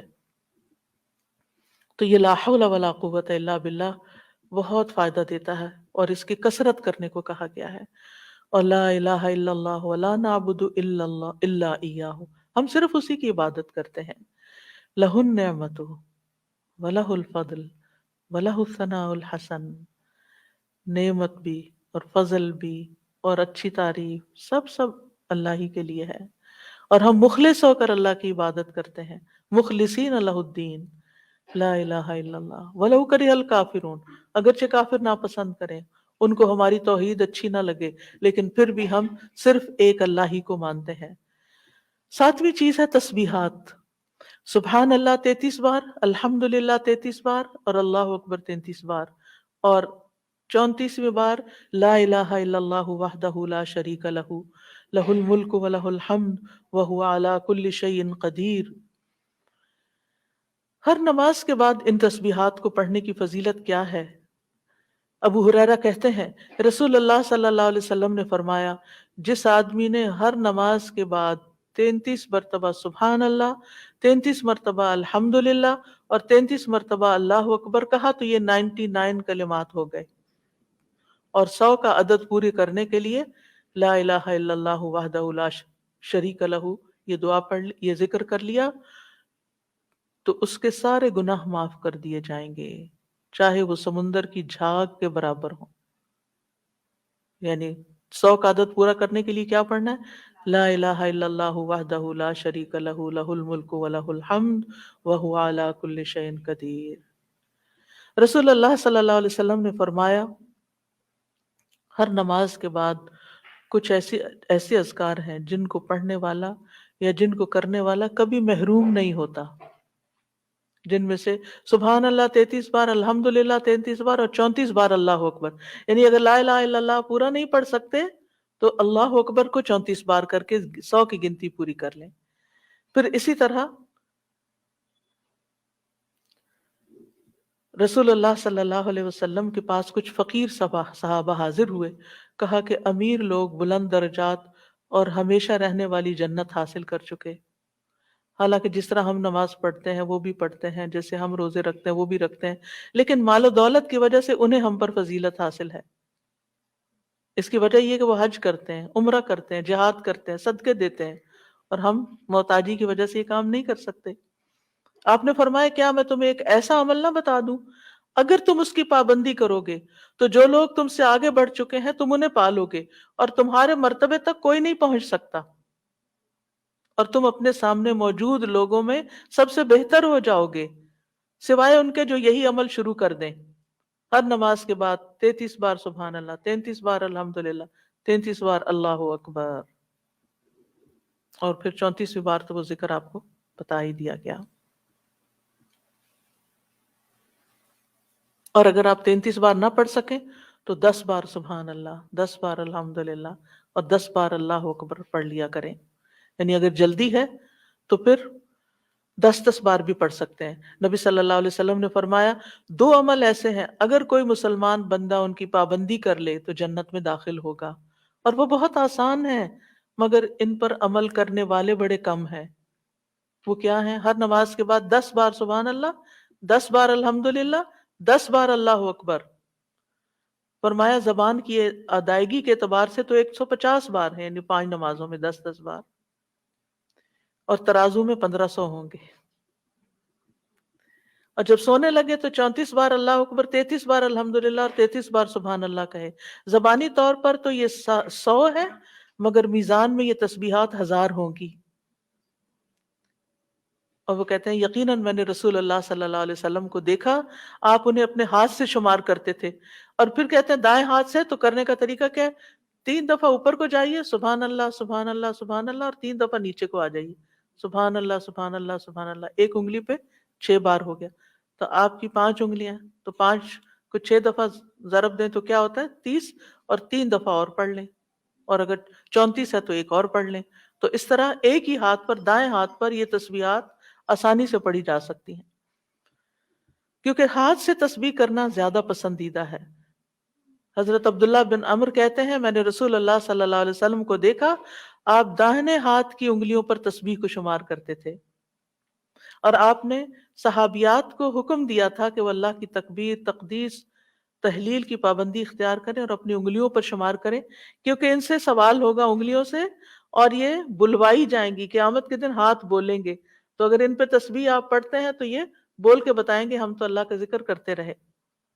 8ویں چیز ہے آیت الکرسی۔ اللہ لا الہ الا هو الحی القیوم لا تأخذہ سنۃ ولا نوم لہ ما فی السماوات وما فی الارض من ذا الذی یشفع عندہ الا بإذنہ یعلم ما بین ایدیہم وما خلفہم ولا يحيطون بشيء من علمه إلا بما شاء وسع كرسيه السماوات والأرض ولا يؤوده حفظهما وهو العلي العظيم۔ پورا اللہ کا تعارف ہے۔ اللہ وہ ہے کہ اس کے سوا کوئی معبود نہیں، وہ زندہ ہے، ہر چیز کو قائم رکھنے والا ہے، نہ اسے کچھ اونگ پکڑتی ہے اور نہ کوئی نیند۔ اسی کا ہے جو کچھ آسمانوں میں ہے اور جو کچھ زمین میں ہے۔ کون ہے جو اس کے پاس اس کی اجازت کے بغیر سفارش کرے؟ وہ جانتا ہے جو کچھ ان کے سامنے اور جو کچھ ان کے پیچھے ہے، اور وہ اس کے علم میں سے کسی چیز کا احاطہ نہیں کر سکتے مگر جتنا وہ چاہے۔ اس کی کرسی آسمانوں اور زمین کو سمائے ہوئے ہے، اس کی کرسی آسمانوں اور زمین کو سمائے ہوئے ہے، اور اسے ان دونوں کی حفاظت یعنی آسمان و زمین کی حفاظت تھکاتی نہیں، اور وہی سب سے بلند سب سے بڑا ہے۔ ہر نماز کے بعد آیت الکرسی پڑھنے کی فضیلت یہ ہے کہ جو شخص نماز کے بعد اس کو پڑھ لیتا ہے اور اس نماز کے بعد اس کی ڈیتھ ہو جاتی ہے تو فرمایا اس کو موت کے علاوہ کوئی چیز جنت میں جانے سے نہیں روک سکتی، مر گیا تو سیدھا جنت میں۔ یہ قرآن مجید کی سب سے افضل آیت ہے۔ ابو ذر غفاری کہتے ہیں میں مسجد حرام میں داخل ہوا اور رسول اللہ صلی اللہ علیہ وسلم کو اکیلے دیکھ کر آپ کے پاس آ کے بیٹھ گیا۔ میں نے کہا یا رسول اللہ صلی اللہ علیہ وسلم کون سی آیت افضل ہے جو آپ پہ نازل ہوئی؟ آپ نے فرمایا آیت الکرسی۔ کرسی کے مقابلے میں 7 آسمان اس طرح ہیں جیسے بیابان زمین میں کوئی چھلا گرا پڑا ہو، اور پھر کرسی کے مقابلے میں عرش کا حجم اتنا ہے جیسے اس چھلے کے مقابلے میں بیابان کا وجود۔ اور یہ قرآن مجید کی سب سے عظیم آیت بھی ہے۔ ابی ابن کعب سے روایت ہے ایک مرتبہ نبی صلی اللہ علیہ وسلم نے ان سے پوچھا اللہ کی کتاب میں سب سے عظیم آیت کون سی ہے؟ انہوں نے کہا اللہ اور اس کا رسول ہی زیادہ جانتے ہیں۔ آپ نے یہ سوال کئی مرتبہ دہرایا تو ابی ابن کعب نے کہا آیت الکرسی۔ یہ سن کر آپ نے فرمایا ابو المنذر تمہیں تمہارا علم مبارک ہو، اس ذات کی قسم جس کے ہاتھ میں میری جان ہے، عرش کے پائے کے پاس یہ اللہ بادشاہ کی پاکیزگی بیان کرتی ہوگی، اس کی ایک زبان اور 2 ہونٹ ہوں گے، یعنی جو لوگ اس پڑھیں گے وہ ان کے حق میں ایک طرح سے گواہ ہوگی۔ 9ویں چیز جو نماز کے بعد پڑھنی چاہیے وہ ہے معوذات، سورۃ الاخلاص، سورۃ الفلق، سورۃ الناس۔ یہ تینوں صورتیں ان میں پناہ یعنی کہ پہلی صورت میں اللہ تعالیٰ کی توحید بیان ہوئی ہے، دوسری صورت میں انسان کو پناہ مانگنے کے لیے کہا گیا ہے، کہہ دیجئے میں مخلوق کے رب کے پناہ پکڑتا ہوں اس چیز کے شر سے جو اس نے پیدا کی، اور اندھیری رات کے شر سے جب وہ چھا جائے، اور گرہوں میں پھونکنے والیوں کے شر سے، اور حسد کرنے والے کے شر سے جب وہ حسد کرے۔ انہی چیزوں کا خوف رہتا ہے نا، کوئی جادو کر دے گا، کوئی حسد کر لے گا۔ ہر نماز کے بعد پڑھیں گے کس وقت وہ بیچارہ کرے گا، اس کو تو آپ موقع ہی نہیں دے رہے کہ وہ جادو کرے یا آپ سے حسد کرے۔ ہر 2 نمازوں کے بیچ میں جو کوئی ایسی فتنہ فساد آیا اس کا ازالہ ہوتا چلا جائے گا۔ عقبہ بن عامر کہتے ہیں کہ رسول اللہ صلی اللہ علیہ وسلم نے مجھے حکم دیا تھا کہ میں ہر نماز کے بعد معوذات پڑھا کروں، یعنی یہ تینوں صورتیں پڑھا کروں۔ 10ویں چیز ہے رب اعنی علی ذکرک و شکرک و حسن عبادتک، اللہ کے ذکر، اس کے شکر اور اچھی عبادت پر اللہ کی مدد مانگنا۔ معاذ بن جبل کہتے ہیں کہ رسول اللہ صلی اللہ علیہ وسلم نے میرا ہاتھ پکڑا اور فرمایا اے معاذ اللہ کی قسم میں تم سے محبت کرتا ہوں۔ کتنے خوش قسمت تھے معاذ رضی اللہ عنہ۔ میں نے عرض کیا یا رسول اللہ صلی اللہ علیہ وسلم میں بھی آپ سے محبت کرتا ہوں۔ تو رسول اللہ صلی اللہ علیہ وسلم نے فرمایا تم پابندی سے ہر نماز میں یہ دعا مانگا کرو رب اعنی علی ذکرک و شکرک و حسن عبادتک۔ معاذ رضی اللہ عنہ جو ہیں 33 سال کی عمر میں امواس کے طاعون میں شہید ہو گئے تھے۔ He was only 33 years old۔ ان کا مقام کیا تھا؟ آپ کی بشارت کے مطابق وہ جنت میں علماء کے قائد ہوں گے، یعنی علماء امت کے جو عالم ہیں ان کو جنت کی طرف لیڈ کر رہے ہوں گے۔ کس وجہ سے آپ صلی اللہ علیہ وسلم نے ان سے محبت کا اظہار کیا؟ علم کی وجہ سے، علم کے حریص تھے اور نیکی کے کاموں میں آگے آگے، اور اتنی چھوٹی عمر میں عین جوانی کے وقت فوت بھی ہو گئے، اور کتنا بڑا درجہ اور مقام پا گئے۔ ہمیں آج تک یہ سمجھ نہیں آتی کہ کون سے کام ایسے کریں کہ جس سے اللہ کی محبت ملے، جس سے اللہ کا قرب نصیب ہو، اور جس سے ہمیں رسول اللہ صلی اللہ علیہ وسلم کی محبت اور آپ کی شفاعت نصیب ہو۔ تو یہ ایک دعا ہے ان دعاؤں میں سے جو آپ نے خاص طور پر حضرت معاذ کا ہاتھ پکڑ کے قسم کھا کے محبت کی کا اظہار کر کے آپ کو یہ دعا سکھائی۔ چند لفظ ہیں، کیا ہمارے لیے یہ پڑھنا بھی مشکل ہے؟ پھر ہم اپنے لیے اس دنیا سے کیا کما رہے ہیں؟ اگر ہمیں اتنی بھی توفیق نہیں کہ نماز کے بعد ٹک کے یہ 4 کلمے پڑھ لیں، تو پھر ہماری نمازیں کیا ہیں؟ ہم نے کیا مانگا اللہ سے؟ ہم تو دنیا کی اور آخرت کی خیر سے محروم ہو گئے۔ اور یہ دعا آپ دیکھیے، اللہم سے بھی شروع ہوتی ہے اور ربی سے بھی شروع ہوتی ہے۔ دونوں کا ایک ہی تقریباً مطلب ہے، ایک میں الوہیت ہے اور ایک میں ربوبیت ہے۔ یعنی میں اللہ سے درخواست کرتا ہوں کہ اے اللہ، مجھے اپنے ذکر پر، اور ذکر میں قرآن، نماز، تحلیل، تسبیح، استغفار، درود، سب چیزیں شامل ہیں، اللہ مجھے توفیق دے۔ اور پھر وہ شکر کا، شکر کی بھی توفیق دے۔ اور آپ دیکھیے کہ جب ہم دعا مانگتے ہیں نا کہ اللہم انی علی ذکری کا، تو مطلب یہ ہے کہ ہماری زبان جو ہے وہ آپ کی اطاعت کرتی رہے، وہ کلمات بولتی رہے جس سے آپ کا ذکر ہوتا رہے۔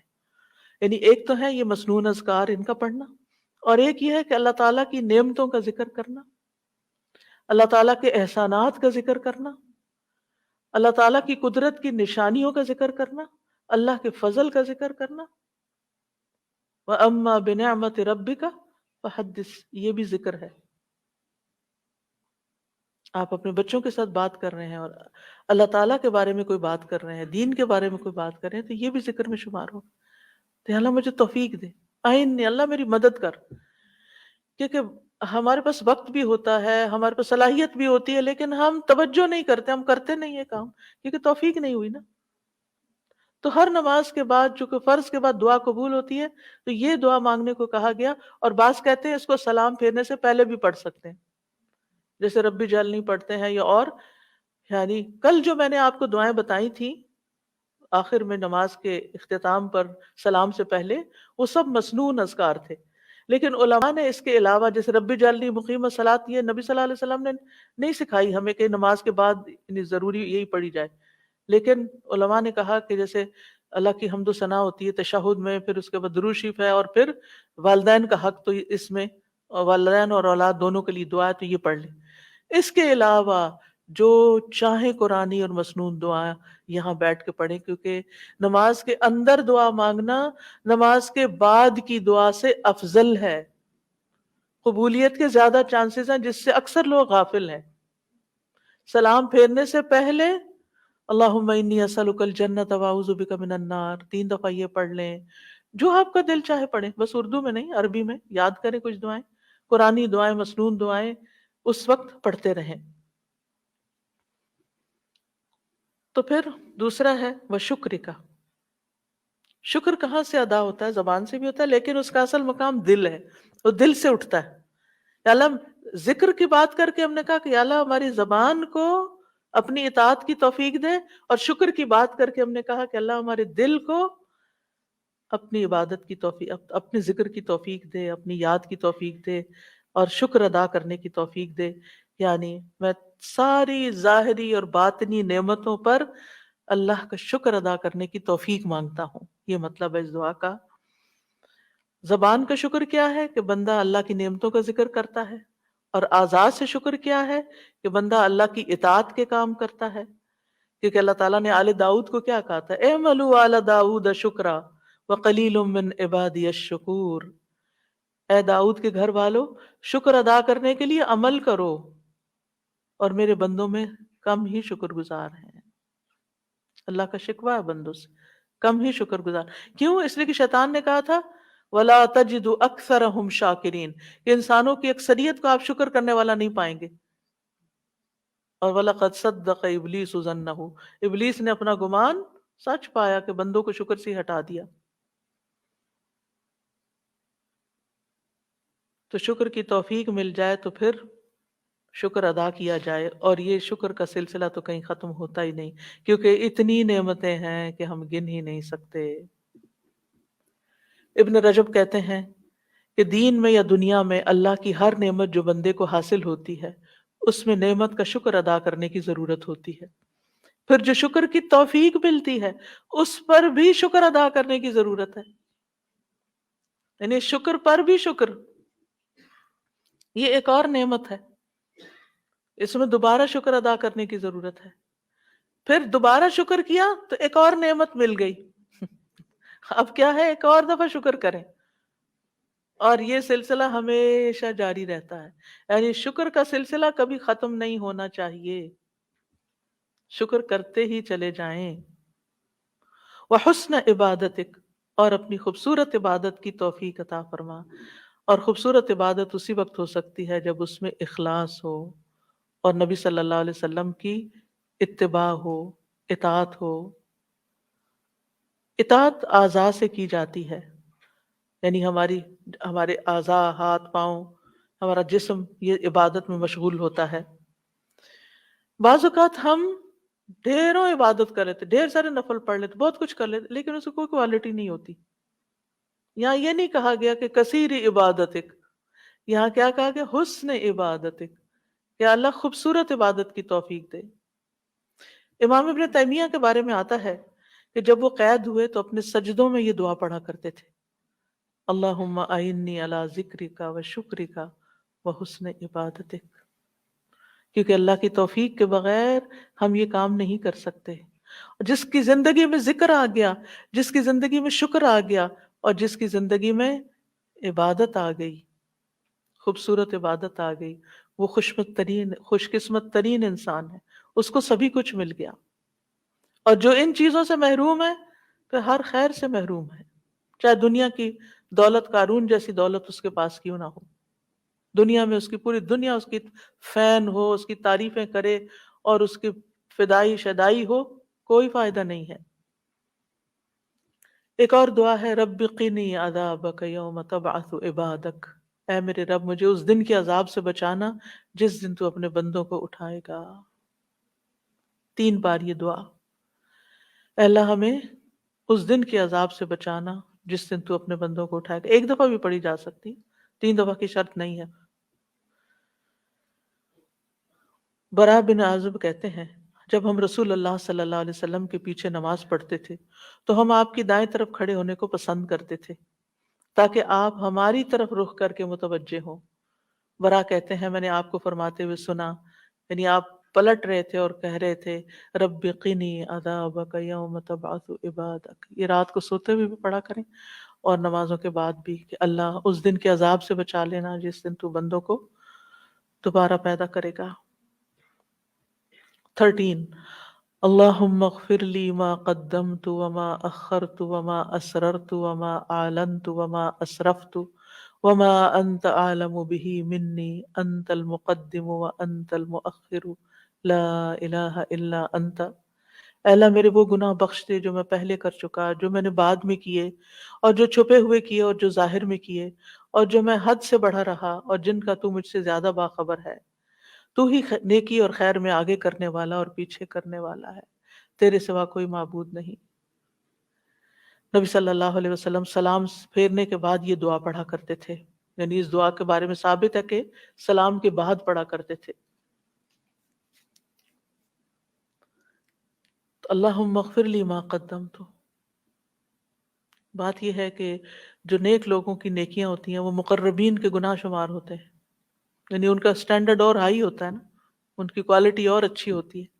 تو اس لیے نبی صلی اللہ علیہ وسلم کی گناہ کوئی نہیں تھے کہ جس کے لیے آپ بخشش مانگتے تھے. ایک تو ہمیں سکھانے کے لیے، اور دوسرا یہ ہے کہ کوئی یعنی نیکیوں میں سے جو کم درجے کی نیکیاں ہوں ان پر بھی. وما اخرت، اور جو عبادت مجھ سے تاخیر ہوئی، کوتاہی ہوئی، جو میں نے لیٹ کی، جو جس کا حق ادا نہیں کیا. وما اسررت، اور جو میں نے چھپایا، جو میرے دل میں وسوسے اور خیالات آئے. بعض اوقات نماز کے اندر وسوسے آنا شروع ہو جاتے ہیں تو یا اللہ تو اس کو بھی معاف کر دے. وما اعلنت، اور جو میں نے ظاہراً کیے، یعنی وہ اقوال افعال جو سب کے سامنے، لوگوں کے سامنے کوئی بری مثال پیش کی.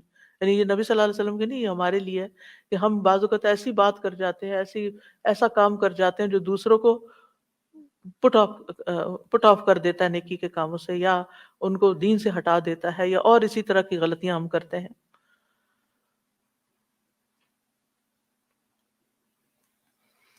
اور پھر آپ دیکھیے کہ نبی صلی اللہ علیہ وسلم کی ہمبلنس بھی اس سے پتہ چلتی ہے کہ کتنے آپ ہمبل تھے کہ سارا کچھ کر کے، بہترین عبادت کر کے پھر بخشش بھی مانگ رہے ہیں۔ اور پھر آپ دیکھیے کہ وما اسرف تو، ہر معاملے میں ہم حد سے پار ہو جاتے ہیں، خوشی میں، غم میں، بے صبری میں، ہر چیز میں۔ تو اس کی بھی دعا ہے یہ کہ اللہ جہاں بھی میں حد لمٹ کراس کر رہا ہوں، اللہ مجھے وہ کراس کی ہوئی لمٹ کے آگے جو غلط کام کیا ہے مجھ سے تو وہ بھی معاف کر دے۔ اور وما انت عالم بہ منی، اور جو تو مجھ سے زیادہ جانتا ہے، یعنی خاص کے بعد عام کا بھی ذکر ہے، یعنی میں نے تو مانگ لیا جو مجھے سمجھ آتی تھی، اب اس کے علاوہ بھی جو کچھ ہے اس کو بھی آپ معاف کر دیجیے۔ اور پھر انت المقدم و انت المؤخر، دوسرے روایت میں انت المقدم والمؤخر بھی آتا ہے، جس کو تو چاہتا ہے آگے بڑھا دیتا ہے نیکی میں، جس کو تو چاہتا ہے پیچھے کر دیتا ہے۔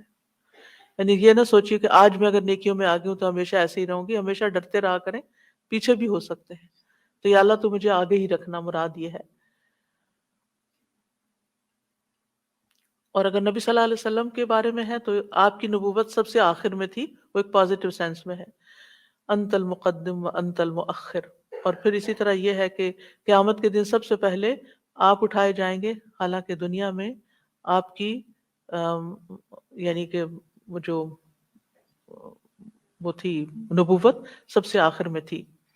تو یہ اللہ تعالیٰ کا فیصلہ ہوتا ہے، جس چیز پر وہ چاہتا ہے اپنے بندوں کو اتارتا ہے، جس کو چاہتا ہے آگے بڑھاتا ہے، جس کو چاہتا ہے عزت دیتا ہے، جس کو چاہتا ہے ذلت دیتا ہے، اور بندوں کے ایک دوسرے پر درجات ہیں۔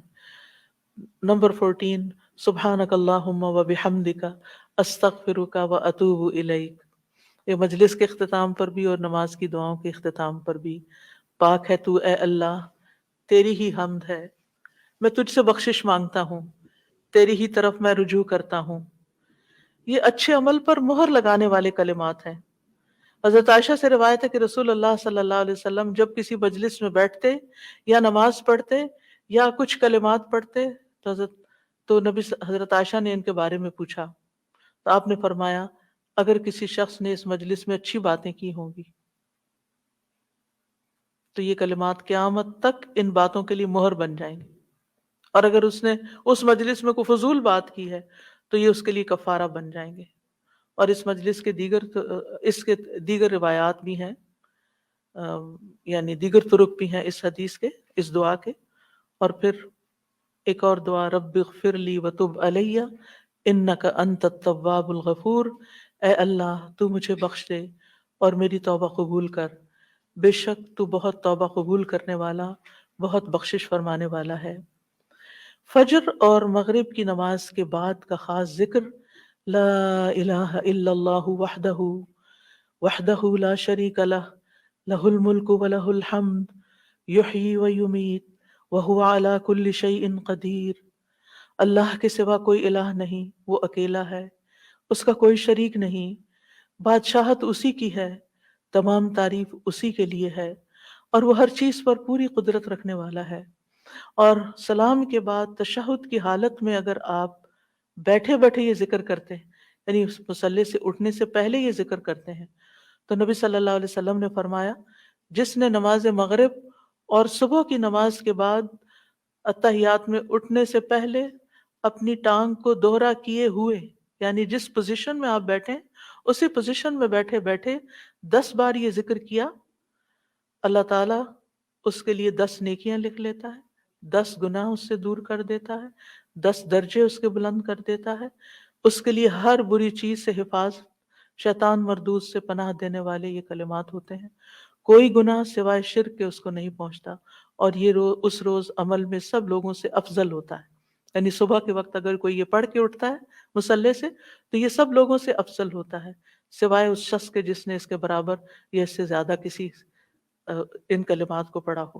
اور ایک اور روایت میں ہے جو یہ 10 مرتبہ مغرب کے بعد پڑھے گا، اللہ اس کی حفاظت کے لیے اسلحہ بردار فرشتے بھیجے گا جو اس کی صبح تک شیطان سے حفاظت کریں گے۔ اللہ تعالیٰ سے دعا ہے کہ اللہ تعالیٰ ہمارے ان اعمال کو قبول کرے اور ہمیں اس ذکر کی توفیق دے۔ میں یہ سوچ رہی تھی پڑھتے ہوئے کہ جو شخص یہ ساری دعائیں پڑھے نماز کے بعد، اس کے پاس فضول کام کرنے کا کون سا وقت باقی بچے گا؟